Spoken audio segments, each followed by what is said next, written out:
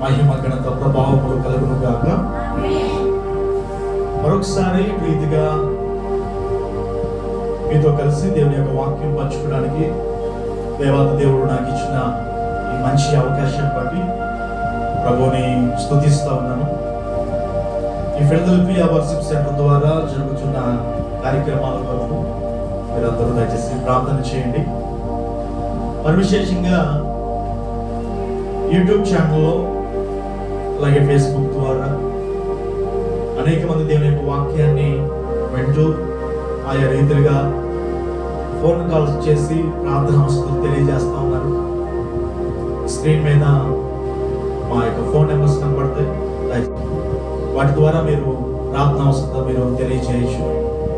WhatsApp ద్వారా కానీ అలాగే ఫోన్ కాల్ ద్వారా కానీ మీ ప్రార్థన అవసరం తెలియజేయచ్చు. మంచిది.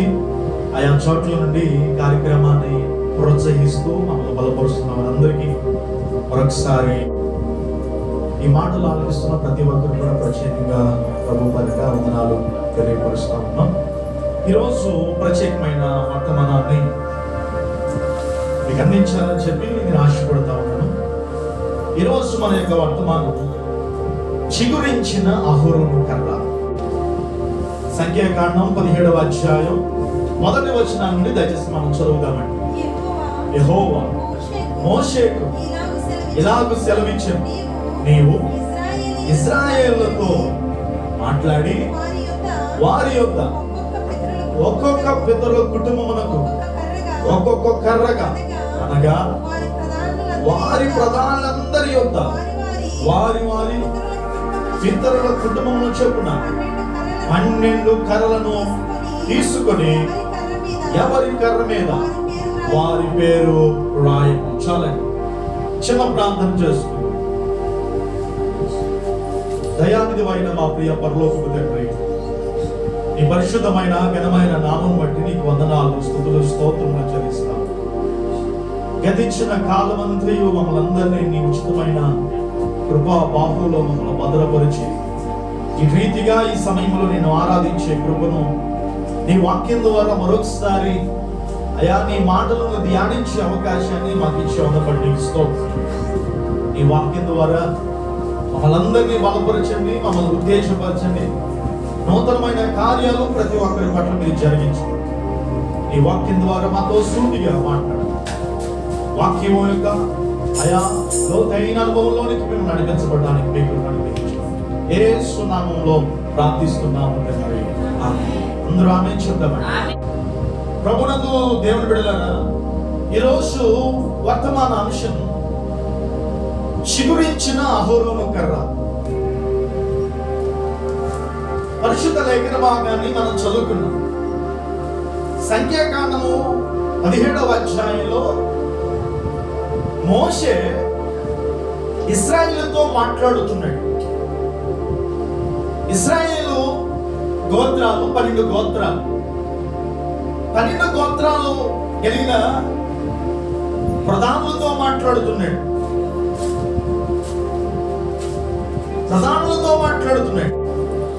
ఏమని మాట్లాడుతున్నాడు అని అంటే మొదటి వచనం మనం చూస్తే, యెహోవా మోషేకు ఇలాగూ సెలవిచ్చాను, నీవు ఇశ్రాయేలుతో ఇలా మాట్లాడి వారి యొద్ద ఒక్కొక్క పితరుల కుటుంబమునకు ఒక్కొక్క కర్రగా అనగా వారి ప్రధానులందరి యొద్ద వారి వారి పితరుల కుటుంబముల చెప్పున 12 కర్రలను తీసుకొని ఎవరి కర్ర మీద వారి పేరు రాయము అని చెప్పాడు.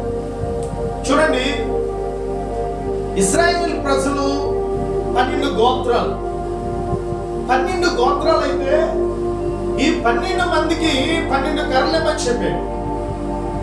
ఒక్కొక్క గోత్రానికి ఒక నాయకుడు ఉన్నాడు. అయితే ఇక్కడ 12 మందికి ఒక్కొక్క కర్రనిచ్చారు.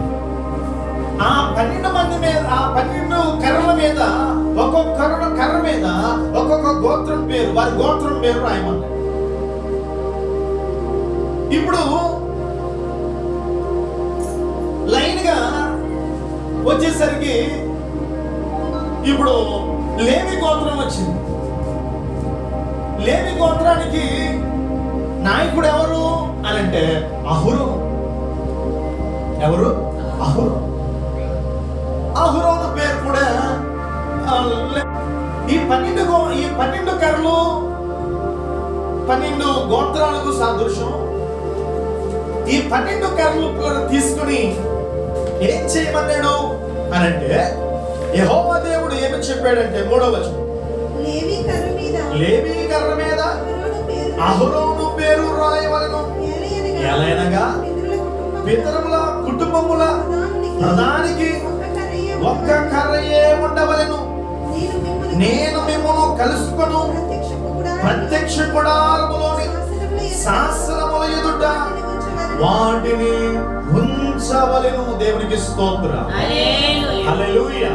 ఇక్కడ జాగ్రత్తగా దేవుని యొక్క వాక్యాన్ని మనము ఆలోచన చేసినప్పుడు ఒక్కొక్క కర్ర మీద ఒక్కొక్కరి యొక్క పేరు, గోత్రం పేరు రాసుకుంటూ వచ్చే. అయితే ఇక్కడ పిల్లరా లేవీ గోత్రం గారికి వచ్చేసరికి ఎవరి పేరు?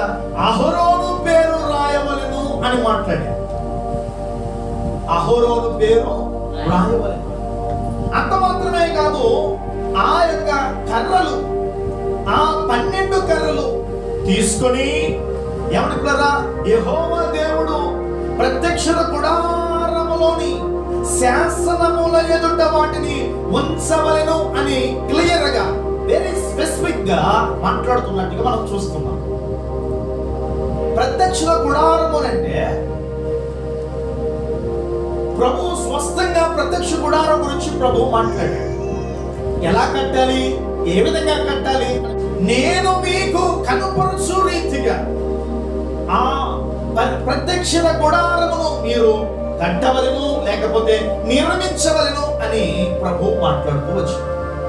అట్టి రీతిగానే ప్రత్యక్ష గుడారమును నిర్మాణము చేయడం జరిగింది. ఈ ప్రత్యక్ష గుడారములో దేవుని యొక్క శాసనాలు అనగా 10 ఆజ్ఞలు కలిగిన పలకలు ఉన్నాయి. వాటి ఎదుట ఈ 12 కర్రలు ఉంచవలెను అని చెప్పాడు. ఈ 12 కర్రలు ఉంచవలను అని చెప్పాడు. ఒక రాత్రి అంతా దేవుని శాసనముల ఎదుట ఆ కర్రలను ఉంచినప్పుడు ఏమి జరిగింది అనే విషయాన్ని మనం జాగ్రత్తగా ఆలోచన చేసినప్పుడు 5వ వచనం దయచేసి మనం చదువుదామంట. అప్పుడు నేను ఎవరిని ఏర్పరచుకున్నానో వాని కర్ర చిగురించును. చాలండి. ఈ 12 మందిలో నేను ఒకరిని ఏర్పాటు చేసుకోబోతున్నాను, వారిని నియమించుకోబోతున్నాను అని స్పష్టంగా ప్రభు మాట్లాడుతున్నాడు. నేను ఎవరినైతే నియమించుకుంటున్నానో వారి కర్ర చిగురించబోతుంది. ఏమవుతుంది? అని ప్రభు వారితో మోషేతో దేవుడు మాట్లాడినప్పుడు దేవుని యొక్క మాటను పాటించి 12 కర్రల మీద ఆ పేర్లు రాసి, ఆ గోత్రముల పేరు రాసి, లేవి గోత్రం మీదేమో అహరోను పేరు రాసి, శాసనముల మీద ఎదుట ఆ యొక్క కర్రలను పెట్టినప్పుడు ఓ రాత్రంతా ప్రత్యక్ష గుడారములో దేవుని యొక్క ఆ శాసనముల ఎదుట ఆ 12 కర్రలు పెట్టినప్పుడు ఏం జరిగింది అని అంటే పిల్లరా, ఆ కర్ర ఏమైందో మనము స్పష్టంగా మనం చూద్దాం. చూడండి పిల్లరా, పరిశుద్ధ లేఖన భాగం నుండి 7వ వచనం నుండి మనం చదువుదాం. వారి కర్రల మధ్య ఉండెను. మోషే వారి కర్రలను సాక్ష్యపు గుడారములో యెహోవా సన్నిధిని ఉంచెను. మరునాడు మోషే సాక్ష్యపు గుడారములోనికి వెళ్ళి చూడగా లేవి కుటుంబముదైన అహరోను కర్ర చిగిర్చి ఉండెను. అది చిగిర్చి పువ్వులు పూసి బాదాము పండ్ల గలదై దాయను. దేవునికి స్తోత్రం. ఇక్కడ 12 కర్రలలో అహరోను కర్ర కూడా వారి కర్రల మధ్యన ఉండేను అని మనం చూస్తున్నాం.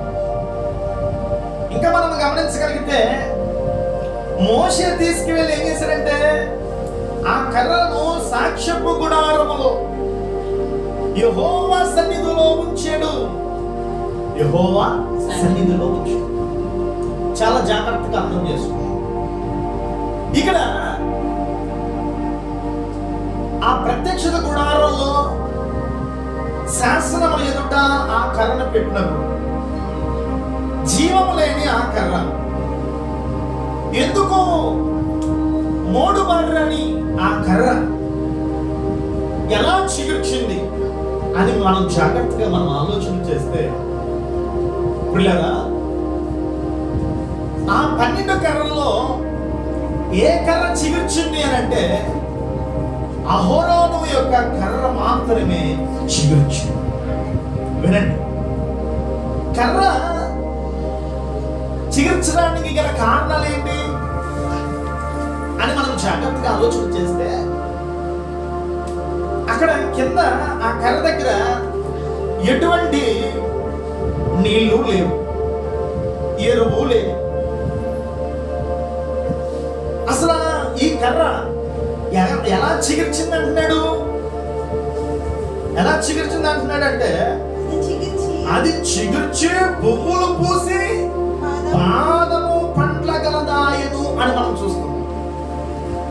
ఏమండి, చిగుర్చింది, పువ్వులు పూసింది, చిగుర్చింది, పువ్వులు పూసింది. అంత మాత్రమే కాదు, ఏదండి, పాదము పండ్ల గలదాయను అని మనం చూస్తాం. బాదము చెట్టుకున్న ఒక స్వభావం ఏంటంటే దాని కొమ్మ విరిచి మరో చోట వేస్తే అది ఏమాత్రం ఫలించదు, అది చిగుర్చదు, పండ్లు కాయదు.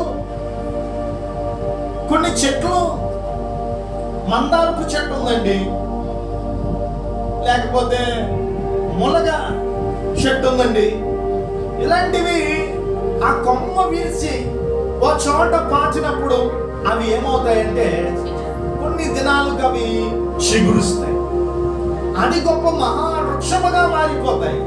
కానీ బాదము చెట్టుకున్న స్వభావం ఏమిటి అని అంటే అది ఆ చెట్టు నుండి విరవబడినప్పుడు మళ్ళీ ఏమాత్రం కూడా అది చిగుర్చదు, అది నిష్ప్రయోజనంగానే ఉంటది, అది ఏమాత్రం కూడా దాని ద్వారా ఫలాలు.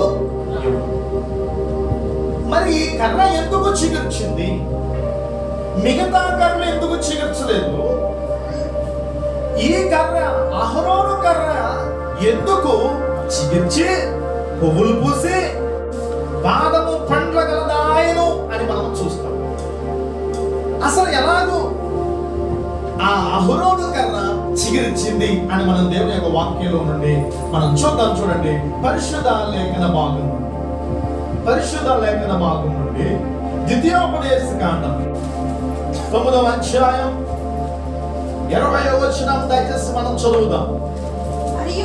మరియు యెహోవా అహరోనును నశింపచేయుటకు అతని మీద బహుగా కోపపడగా నేను అహరోనుకై అప్పుడే ప్రతిమాలు.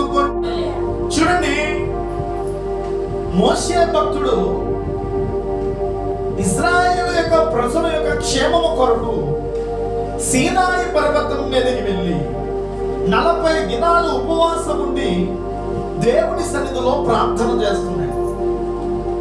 ప్రార్థన చేస్తున్న సమయంలో ఇప్పటికే చాలా దినాలు అయిపోయింది, మాకంటూ నాయకుడు లేడు, మమ్మల్ని నడిపించేవాడు లేడు, ఏమండి అని చెప్పి అక్కడ ఇశ్రాయేలు ప్రజలు ఏమండి ఒక చెడ్డ ఆలోచన వాళ్ళు చేసుకున్నారు. చెడ్డ ఆలోచన ఏం చేసుకున్నారు? మాకు దేవుడేడి, మాకు నడిపించేవాడేడి అని చెప్పి రకరకాలైన సడుగుళ్ళు సనగడం వారు ప్రారంభించిన తర్వాత వారికి చెవులకి ముక్కులకి ఉన్న ఏమన్నా ఇంకా చెప్పాలంటే వారి శరీరం మీద వేసుకునే ఆ బంగారు ఆభరణాలు తీసుకుని ఒక దూడను చేశారు, దానికి సాగిల పడారు, దానికి పూజించారు. దేవుని కోపం ప్రజల మీదకి రగులుకుంది. అలాంటి సమయంలో ఆ యొక్క దూడను చేయడానికి కూడా గల కారకుడు ఎవరు అని అంటే అహరోను. ఎవరండి? అహరోను. అహరోను పొరపాటు చేశాడు. అయితే దేవుని సన్నిధిలో అతని పొరపాటును అతను ఏం చేస్తున్నాడంటే ఒప్పుకుంటున్నాడు. ఇక్కడ దేవుని యొక్క వాక్యాన్ని మనం జాగ్రత్తగా మనం ఆలోచన చేస్తే 20వ వచనాన్ని మరొకసారి మనం చదువుదాం. మరియు యెహోవా అహరోనును నశింపజేయుటకు అతని మీద బహుగా కోపపడగా నేను అహరోనుకై అప్పుడే ప్రతిమాలు కొట్టిని. అప్పుడు మీరు చేసిన పాపమును అనగా ఆ దూడను నేను పట్టుకొని అగ్నితో దాన్ని కాల్చి అలుగొట్టి అది ధూళి అగునంతగా మెత్తగా నూరి ఆ కొండ నుండి వారి ఏటిలో ఆ ధూళిని పారపోసింది. దేవునికి స్తోత్రం చెప్పండి. దీన్ని చేసిన వాడే మళ్ళీ తిరిగి క్షమాపణ కోరతాం. అహరోను ఎవడు కులరా? అహరోను జీవితంలో క్షమింపబడిన వాడు అని మనం గమనిస్తాం దేవుని యొక్క వాక్యం ద్వారా. అర్థమవుతుందండి? అహరోను దేవుని చేత క్షమింపబడిన వాడు. అందుకనే ఎవరి దేవుని పిల్లలు క్షమించేవారుగా ఉండాలి. మన దేవుడు అంటే ఎవరి పిల్లరా? అర్థము ఏమిటో తెలుసా? ప్రతి పాపము నుండి తన ప్రజలను ఆయన క్షమించడానికి ఇష్టపడుతుంది. అందుకనే సిలువలో 7 మాటల్లో మొదటి మాట మనం గమనించగలిగితే, తండ్రి వీరేమి చేయుచున్నారో వీరెరుగురు కనుక వీరిని క్షమించుము అని యేసు ప్రభు తండ్రి అయిన దేవునికి ప్రార్థన చేస్తున్నట్టుగా మనం గమనిస్తాం. దేవుడు ఇక్కడ క్షమించమని కోరుతున్నాడు, తండ్రిని వేడుకుంటున్నాడు. యేసు ప్రభువే క్షమిస్తే మనమయ్యా పాడు. అహరోను యెహోవా దేవుని సన్నిధిలో చేరి క్షమాపణ కోరుతున్నాడు. తన పాపాన్ని, తన అవిధేయతను ఏం చేస్తాడంటే ఒప్పుకొని విడిచిపెడుతున్నాడు. దేవునికి స్తోత్రం కలుగును. మొట్టమొదటిగా అహరోను క్షమింపబడిన వాడు. రెండో మాట మీ జ్ఞాపకం చేయాలని చెప్పి ఆశపడుతున్నాను. రెండవ మాట మనం చూద్దాం. చూడండి, నిర్గమాకాండము 29వ అధ్యాయం 20వ వచనాన్ని దయచేసి మనం చదువుదాం. ఆ పొట్టేలును వధించి దాని రక్తములో కొంచెము తీసి అహరోను అతని కుమారుల కుడి చెవి కొన మీదను వారి కుడి చేతి బొటన వేల మీదను వారి కుడి కాలి బొటన వేల మీదను చమిరి బలిపీఠం మీద చుట్టూ ఆ రక్తమును ప్రోక్షింపవలెను. దేవునికి స్తోత్రం. హల్లెలూయా. మొట్టమొదటిగా మనం చూసాము అహరోను క్షమింపబడిన వాడు మనం అని నేర్చు. రెండవ మాట మనము గమనించగలిగితే అహరోను రక్తము చేత కడగబడిన వాడు. రక్తము చేత ఒకటి, కుడి చెవి మీద ఏం పోయబడాలంటే రక్తము పోయబడాలి. బొటన వేల మీద రక్తము పోయబడాలి. అహరోను మాత్రమే కాదు, అహరోను యొక్క సంతానం కుమారులు వారి యొక్క కుడి చెవి మీద, అలాగే బొటన వేల మీద, అలాగే కాలు మీద. కారణం ఏమిటో తెలుసా? చెవి ఆయన మాట ఏమండి, ఆయన మాట ఆ ప్రత్యక్ష గుడారములో వారు వినాలి కాబట్టి, ఆయన మాట గ్రహించాలి కాబట్టి. అందుకని దేవుడు ఏం చేస్తాడంటే రక్తము ద్వారా చెవుడు ఏం చేస్తాడంటే పరిశుద్ధపరుస్తాడు. చేతులతో వాళ్ళు ఏం చేయాలంటే దేవుని మందిరములో యాజకత్వం వాళ్ళు చేయాలి కాబట్టి, పరిచర్య చేయాలి కాబట్టి ఎవరి ఆ యొక్క చేతులను కూడా ఏం చేస్తారంటే పరిశుద్ధపరుస్తాం. అలాగే కాళ్ళ ద్వారా ఏమంటే వారు పరిచర్య వారు కొనసాగించవలసిన వారై ఉన్నారు కాబట్టి ఆ పరిశుద్ధమైన అతి పరిశుద్ధమైన స్థలంలో వారు అడుగు పెట్టారు కాబట్టి ఏమండి అక్కడ కాళ్ళను కూడా ఏం చేస్తున్నారంటే పరిశుద్ధపరుస్తారు. దేని ద్వారా? రక్తము ద్వారా కడుగుతా ఉన్నాడు. దేవుడికి స్తోత్రం. ప్రత్యక్షత గుడారానికి ఒక అద్భుతమైన విషయాలు మనం చూస్తాం. అతి పరిశుద్ధ స్థలము, పరిశుద్ధ స్థలము ఆవరణ. అతి పరిశుద్ధ స్థలంలోనికి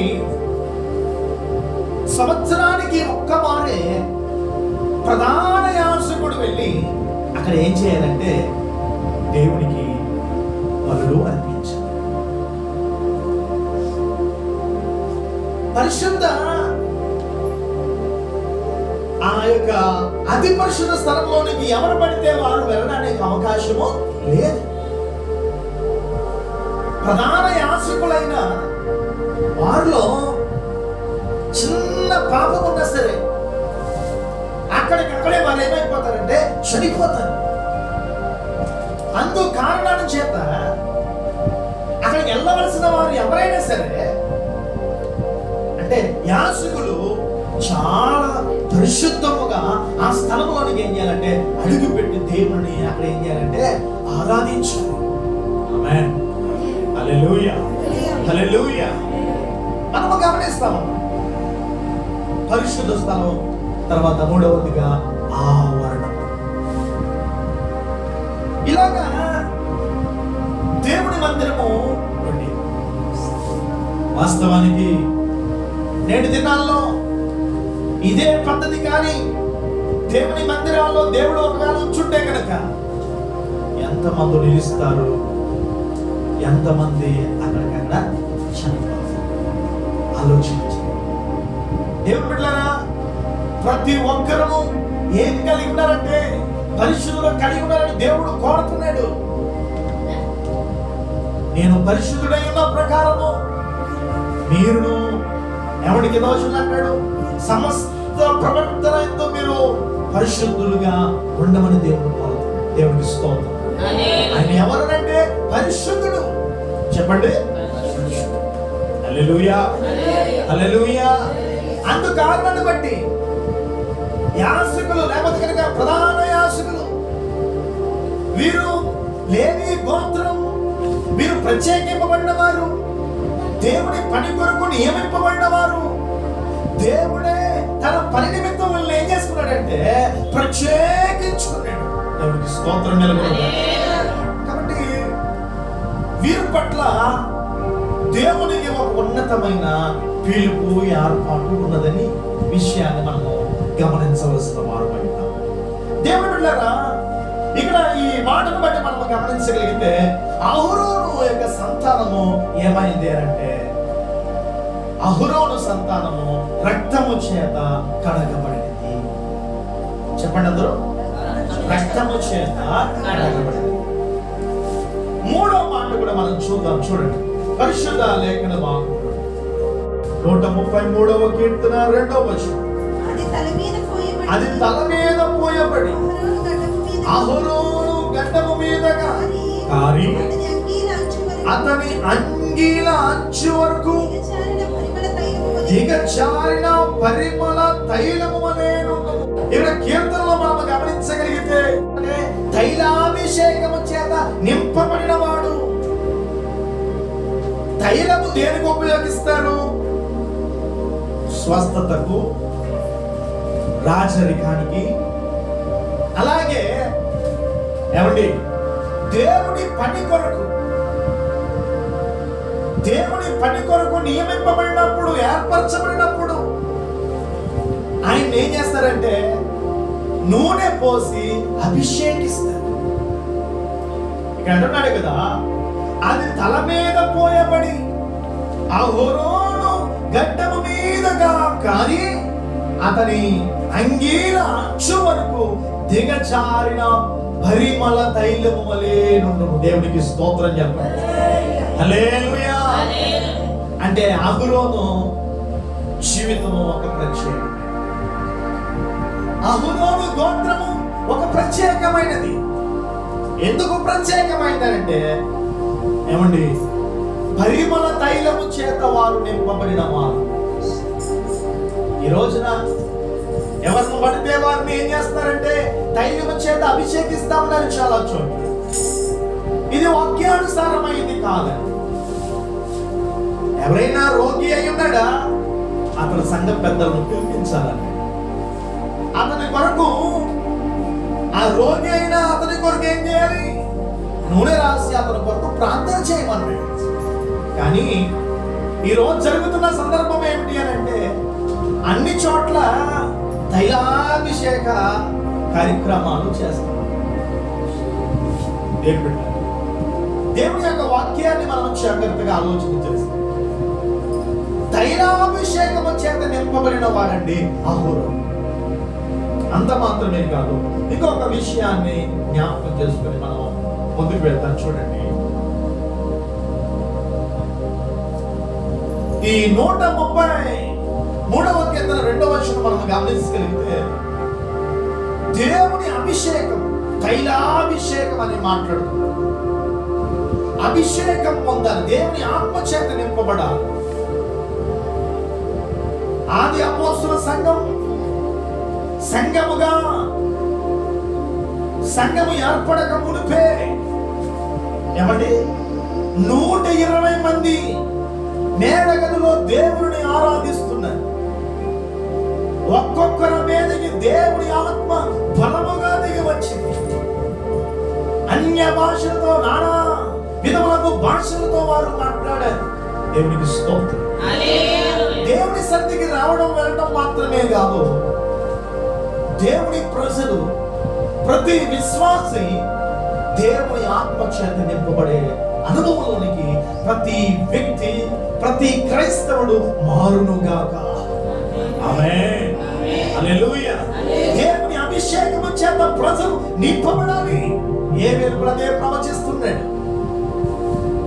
మనుషులందరి మీద ఆత్మను కుమ్మరిస్తాడు.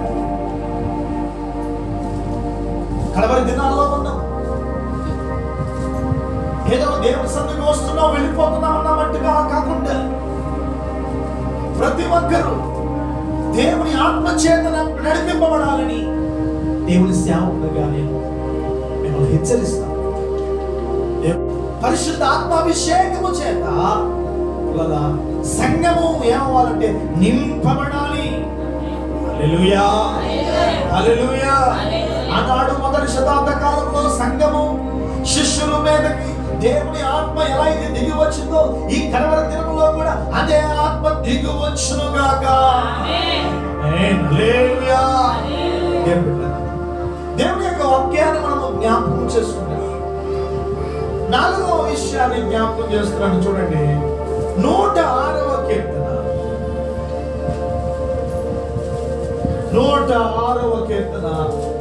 16వ వచనం. వారు తమ దండు పాలెములో మోషే యందును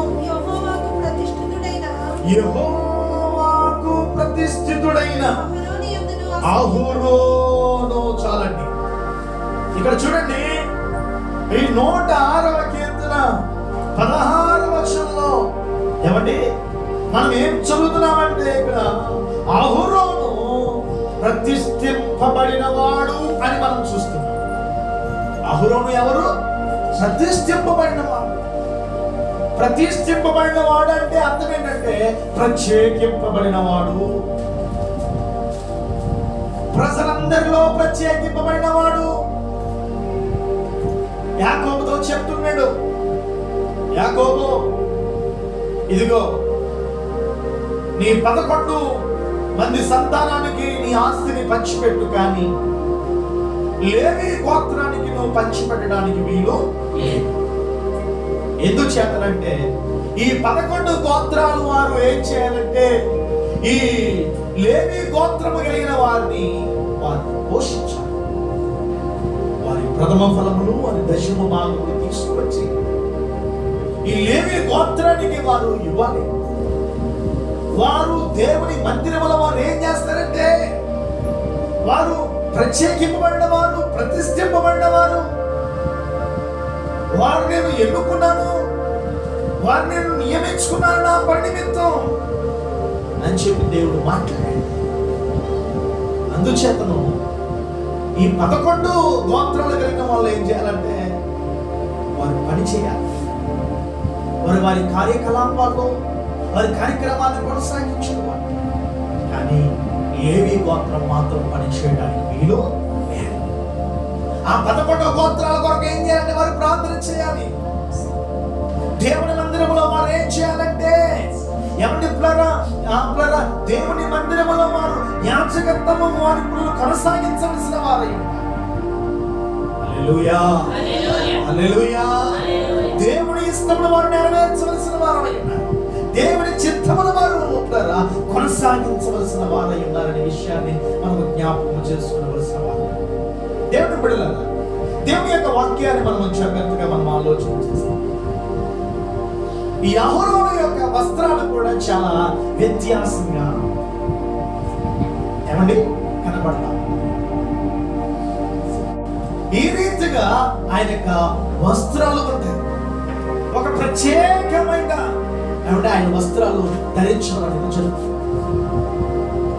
తర్వాత మనము గమనించగలిగితే నిర్గమాకాండము చూద్దాం. చూడండి, నిర్గమాకాండము 17వ అధ్యాయం 10 నుంచి మనం 12 వచనాల వరకు మనం చూడగలిగితే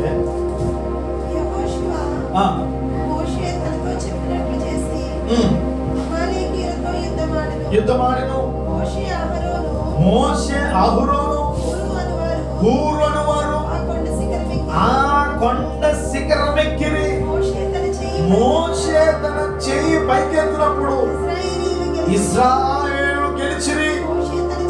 మోషే తన చెయ్యి దింపినప్పుడు అమలేకులు గెలిచిరి.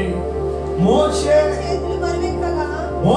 చేతులు బరువెక్కగా వారు ఒక రాయి తీసుకుని వచ్చి అతడు దాని మీద కూర్చున్నటకై దాన్ని వేసిరి. అహరోను హూరులు ఒకడు ఈ ప్రక్కను ఒకడు ఆ ప్రక్కను అతని చేతులను ఆదుకొనగా అతని చేతులు సూర్యుడు అస్తమించే వరకు నీలకడగా ఉండెను. దేవునికి స్తోత్రం చెప్పండి. హల్లెలూయా.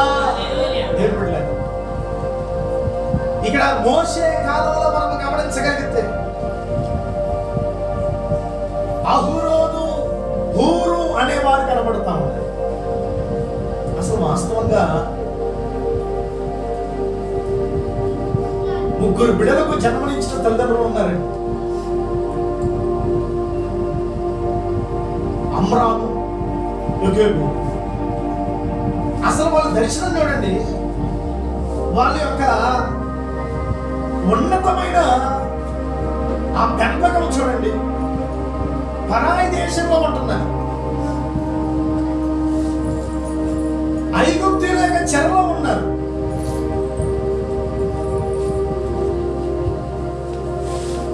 అలాంటి పరిస్థితుల్లో విభిన్నమైన ఆచారాలు, విభిన్నమైన సంప్రదాయాలు వాళ్ళు కలిగి ఉన్నా తమ పిల్లలను మాత్రం దేవుడు కొరకు అనిపించారు. మొదటి కుమారుడేమో అహరోను, ఏమండి? తర్వాత ఎవరంటే మిరియాము. ఆఖరి వాడు ఎవరంటే మోషే. అహరోనేమో ఎవరండి? దేవుని మందిరములో యాజకుడు. మిరియాము ఒక ప్రవక్తిని, అంత మాత్రమే కాదు, మంచి ఏమండి గాయని.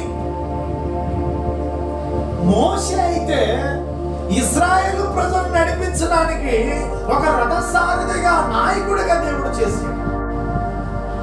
దేవుడి యొక్క వాక్యాన్ని మనం జాగ్రత్తగా మనం ఆలోచన చేస్తే మన పిల్లలను ఎవరి కొరకు పెంచుతాం? దేవుని కొరకు మనం పెంచితే రాబోతున్న దినాల్లో వారు గొప్ప నాయకులు అవుతారు. స్తోత్రం చెప్పండి. వారి సంఘానికి ఉపయోగపడతారు. దేవునికి స్తోత్రం చెప్పండి. వారు ఏమంటే సమాజానికి ఉపయోగపడే వారిగా దేవుడు వారిని ఆశీర్వదించబోతున్నాడు. నమ్మిన వారందరూ కలిగి దేవునికి స్తోత్రం చెప్పండి.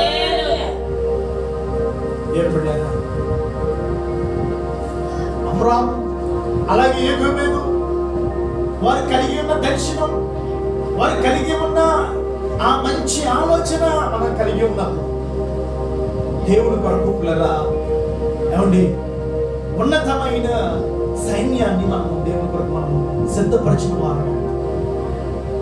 కాబట్టి మన బిడ్డలను ఎలా పెంచుతున్నాం? ప్రార్థించే వారుగా ఉన్నామో వారి కొరకు సరైన వాక్యం ఏమండి పిల్లరా వారికి ఉపదేశించే వారుగా ఉన్నామా? దేవుని మందిరానికి వారిని నడిపించే వారుగా మనం ఉన్నామా లేదా అని మన మట్టుకు మనం ఏం చేయాలంటే పరిశీలన మనము చేసుకునవలసిన వారు. దేవుళ్ళరా ఇంకొక మాట మీకు తెలియచేయాలని చెప్పి లేవి కాండము 9వ అధ్యాయము 23-24 వచనాలు దయచేసి చదవండి. మోషే అహరోనులు ప్రత్యక్ష గుడారములోనికి పోయి వెలుపలికి వచ్చి ప్రజలను దీవింపగా యెహోవా మహిమ ప్రజలందరికీ కనబడింది. ఇక్కడ ప్రత్యక్ష గుడారములో నుండి ప్రజలందరూ ఏమండి బయటకు వస్తున్న సమయంలోనంట వారిని ఆశీర్వదిస్తున్నప్పుడు ఏమండి దేవుని మహిమ ప్రజల మీదకి దిగి వచ్చినట్టు. దేవునికి స్తోత్రం చెప్పండి. ఎంత గొప్ప అనుభవం చూడండి. అంటే మోషే మీద అహరోను మీద ఏముందంటే దేవుని అభిషేకం ఉంది, దేవుని మహిమ వారి మీద నిలిచి ఉంది. మరి ఎవరోనంటే దేవుని పని కొరకు నియమింపబడిన వారు, దేవుని పని కొరకు వారి ప్రతిష్ఠింపబడిన వారు. అహరోను జీవితాన్ని గురించి చూస్తే, లేవి గోత్రాన్ని గురించి మనం పరిశీలన చేస్తే అహరోను ఎవరోనంటే క్షమింపబడిన వాడు. 2 రక్తము చేత అహరోను కడగబడిన వాడు. 3 తైలాభిషేకము చేత నింపబడిన వాడు. 4 అహరోను ప్రత్యేకింపబడిన వాడు. అహరోను 5వది మనం చూస్తున్నాం కదా, వారు చేతులుంచున్నప్పుడు దేవుని మహిమ ప్రజల మీదకి దిగి వచ్చింది. దేవునికి స్తోత్రం. హల్లెలూయా. ఈరోజు జరుగుతున్నా ఏమని కదా ఒక గొప్ప తప్పిదమేంటో తెలుసా? దేవుని మహిమను సేవకులు కాజేస్తా ఉన్నారు. దేవుని మహిమను ఏమని ప్రజలకు చూపించట్లేదు, కానీ సేవకుడే మహిమ పరచబడుతున్నాడు. ఆలోచన చేయాలి, జాగ్రత్తగా ఆలోచన చేయాలి. మహిమ పొందడానికి మనుషులు అర్హులు కాదు.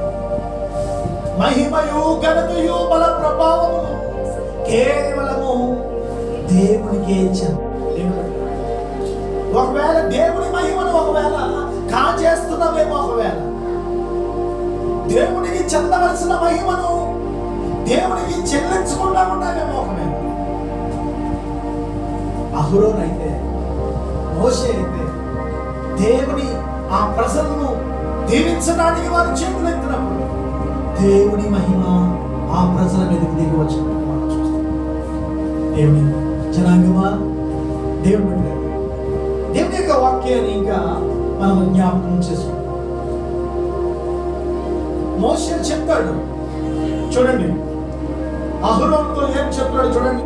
సంఖ్యాకాండము 16వ అధ్యాయం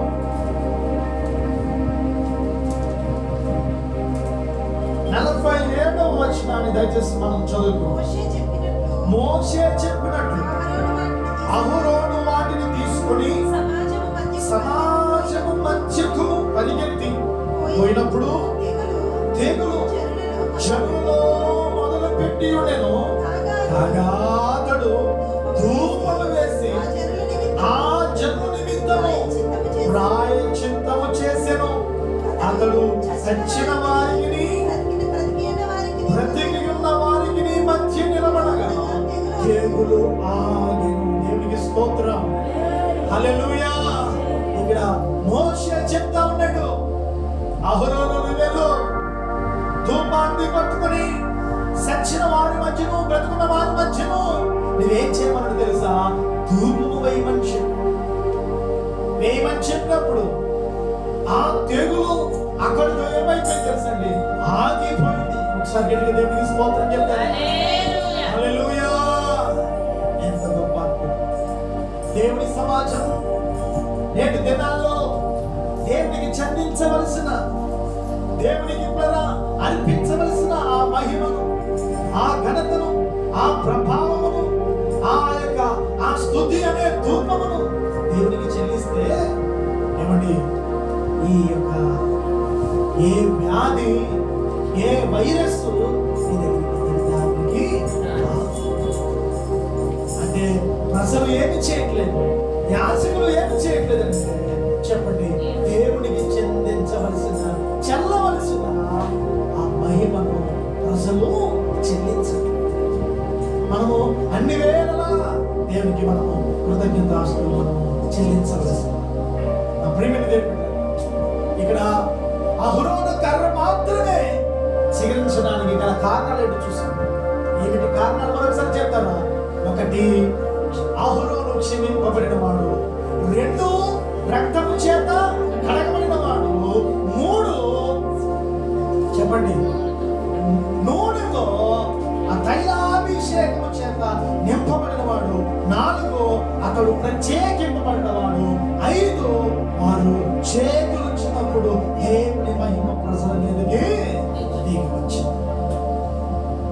అందుచేత అహరోను కర్ర మాత్రమే చిగురించింది. దేవుడు ఆ గోత్రాన్ని మాత్రమే దేవుడు తన పని కొరకు దేవుడు నియమించుకున్నాడు. దేవుడు కదా ఎంత గొప్ప అద్భుతం ఆలోచించాడు. కర్ర ఏమి గొప్పదే కాదు. కర్ర దగ్గర నీరు లేదు, మట్టి లేదు, అంటే అక్కడ ఏ తేమ లేదు. నిర్జీవమైన నిరర్ధకమైన ఆ కర్ర చిగిర్చింది, పువ్వులు పూసింది, పాదము పండ్ల గలదాయిలాగా ఎలా మారిందనంటే ఆ కర్రలో దేవుడు తీసుకెళ్ళి జీవాన్ని ఎవరి పెట్టినట్టుగా మనం గమనిస్తాం. అది ఎలాగో చిగురించింది, ఎలాగో పుష్పించిందంటే కేవలం వ్యక్తిని బట్టే. హలో, వ్యక్తిని బట్టి ఆ కర్ర ఏమైంది? పురుషుడు లేక బాధలు అంటే ఎస్ఐ ముద్ద నుండి మూడైన బ్రతుకుని చిగురింపజేయగలిగిన వాడు, ఏకాంగులను సంసారులుగా చేయగలిగిన వాడు, పెంట గుంపల మీద నుండి దీవులను పైకి లేవనెత్తగలిగిన వాడు. ఆయనకు అసాధ్యమైనది ఏది లేదని సత్యాన్ని మనం చిగించాలంటే, మనం పుష్పించాలంటే, నీవు దేవునికి సమీపంగా నువ్వు జీవించాలి.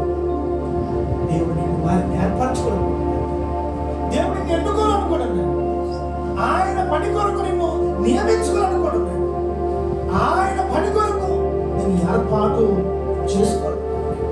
ఆయన చేతిలో ఒక బలమైన సాధనంగా ఉపయోగించుకోవాలి. నీకున్న తలాంతులను బట్టి గర్వించుకోవాలి, నీకున్న కృపావరాలను బట్టి అతిశయపడదు.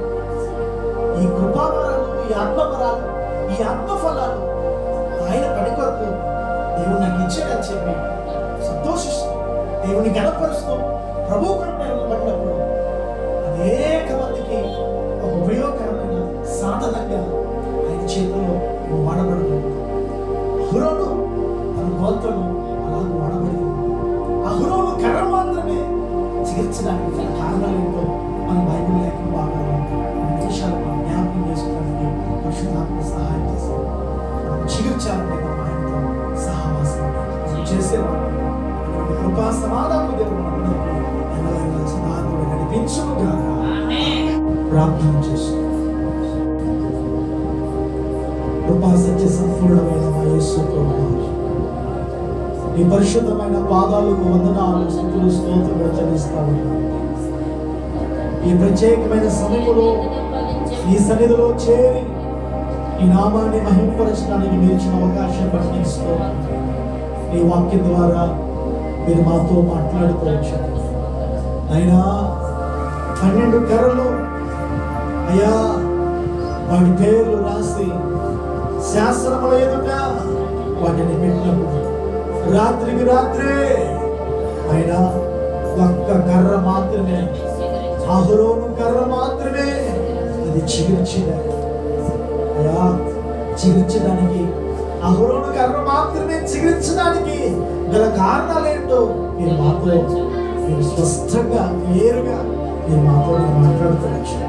ఒకటి, అయ్యా అహరోను తప్పిదము చేశాడు, అయితే అహరోను క్షమింపబడిన వాడని ఈ వాక్యంలో నేను చదువుకున్నాను. రెండవదిగా, అయ్యా అహరోను తండ్రి రక్తము చేత కడగబడిన వాడని ఈ వాక్యంలో నేను చూస్తాను. మూడవదిగా, అహరోను నాయన తైలము చేత నింపబడిన వాడని నేను చూస్తాను. ఆయన నాలుగవదిగా, అతడు ప్రత్యేకింపబడిన వాడని. ఐదవదిగా, వారి చేతులు ఎత్తినప్పుడు దేవుని మహిమ ప్రజల మీదకి దిగి వచ్చినట్టుగా ఈ వాక్యంలో చదువుతాను. అయినా మా బ్రతుకులు ఎవరికి ఆశీర్వాదకరంగా లేవు అని అనేక మంది చింతపడతా ఉంటే, వేదన పడతా ఉంటే, అయినా అశాంతి అసమాధానానికి వారు గురవుతూ ఉంటే వారి జీవితాల్లో అనేకులకు అయ్యా ఫలభరితముగా మీరు చేయండి, దీవెనకరంగా మీరు చేయండి. ఒక యేసేపు జీవితం వలె, ఒక అహరోను జీవితం వలె వారి జీవితాలు ఆదర్శవంతంగా మాదిరికరంగా మీరు వారి కన్నీళ్లను మీరు వారి వేదనను తొలగించండి. అద్భుతమైన కార్యాలు వారి జీవితాల్లో మీరు జరిగించండి. వారి ఊహకు మించిన కార్యాలు మీరు జరిగించండి. నీ మేలు చేత వారిని మీరు తృప్తిపరచండి. దేవా, వారి ప్రార్థనకు మీరు సమాధానము మీరు దయచేయమని ప్రార్థన చేస్తారు. వారు ఏ పరిస్థితుల్లో, వారు ఏ సమస్యల చేత వారు కొట్టిమెట్లాడుతున్నారు, ఈ ప్రాంతంలో ఏకీభవిస్తున్నారు. నా సరైన యేసుక్రీస్తు నామములో వారి జీవితంలో అద్భుతము జరుగునుగా, వారి హృదయ వాంఛ యేసు నామములో తీరునుగా. ప్రతి ఆర్థిక పరిస్థితి నుండి వారు ప్రభువా యేసుక్రీస్తు నామములో ప్రభువా మేలైన కార్యం వారు ప్రభువా చేపట్టుదురుగా. ప్రతి కుటుంబ సమస్య నుండి వారు ప్రభువా విడుదల పొందుదురుగా. ప్రతి విధమైన అయ్యా ఇబ్బందుల నుండి ఈ ప్రజలను విడుదల బలపరచు. ఈ భయంకరమైన కరోనా అయ్యా రోజు కేసులు విస్తరిస్తాం. అయినా ఈ భయంకరమైన వైరస్ నుండి మా ప్రాంతాన్ని, మా దేశాన్ని, అయ్యా యావత్ మా ప్రపంచాన్ని రక్షించయ్యా, స్వస్థపరిచయ్యా. నీ కరుణ కలిగిన నీ దైవమైన హస్తము మా ప్రజల మీదకి మీరు చాపండి. బలమైన కార్యం మీరు జరిగించి నీ కృప మా పట్ల విస్తరించు. నీ కటాక్షము మా పైకి రానివ్వండి. నీ వాత్సల్యత ప్రతి ఒక్కొక్కరి మీద మీరు అభిపరచండి. మా ప్రతి విధమైన శాపం పాపం అయ్యా మీరే సెలవు మీద మోసే భరించి మనం పట్టిస్తూ అయ్యా ప్రతి విధమైన అయానికి స్తోత్రమైన శాపం అనే కట్ల కింద ఉన్న ప్రతి ఒక్కరు యేసు నామములో విడుదల పొందుదురుగా. అద్భుతం జరిగించి మీరే మహిమయు ఘనతయు బల ప్రభావములు ఆరోపించు. సమస్తముని అధికారముగా మీరు ఇచ్చిన వాక్య సందేశాలు నామానికి మహిమ ఘనత ప్రభావములు ఆరోపిస్తూ యేసుక్రీస్తు వారి శక్తి కలిగిన నామములో స్తుతించి ప్రార్థించి బ్రతిమలాడుకుంటున్నాము. ఆమేన్.